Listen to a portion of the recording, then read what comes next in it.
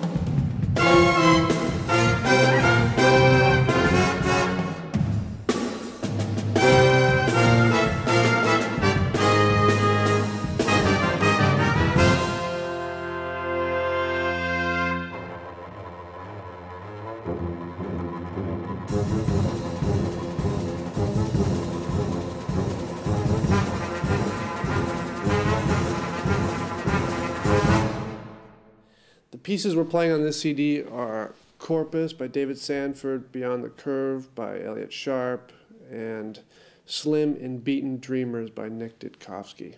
We selected these pieces because all three composers sort of have their own sound world that I think they will become very known for. It's a very individual sound, a very special way of writing for each of them, and I think that will distinguish them amongst the composers of their own generation.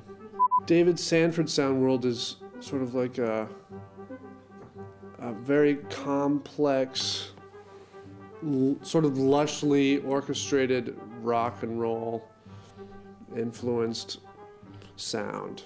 Elliott Sharp's sound world is sort of post-punk, post-funk, post-grunge, post. Nick Ditkovsky's sound world is sort of this quirky, computer-generated quirky haikus of sound.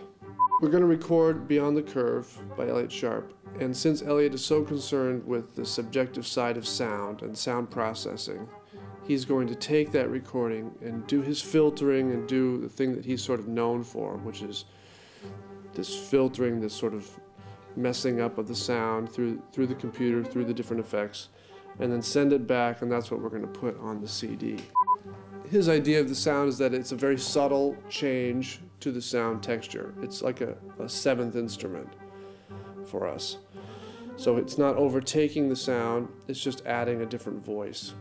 One unifying theme, I think, between all three pieces is that each composer has their foot in rock and roll in some way. Some form of rock and roll. And a big tradition in rock and roll is affected sound. So we're going to be dealing with effects in the Nick Ditkovsky specifically, where Ben and I and Ray are using some amplification with certain kinds of effects to sort of move in that tradition a little bit more. Of course, Elliott Sharp is having some post-production effects being done to it.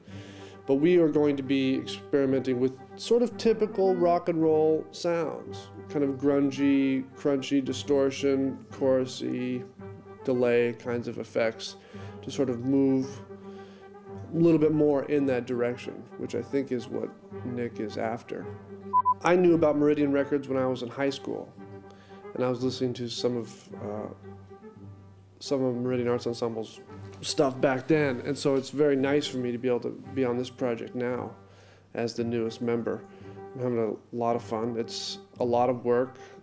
Typical Meridian Arts Ensemble, you know, we work our asses off, but that's how it is, and I'm having a lot of fun.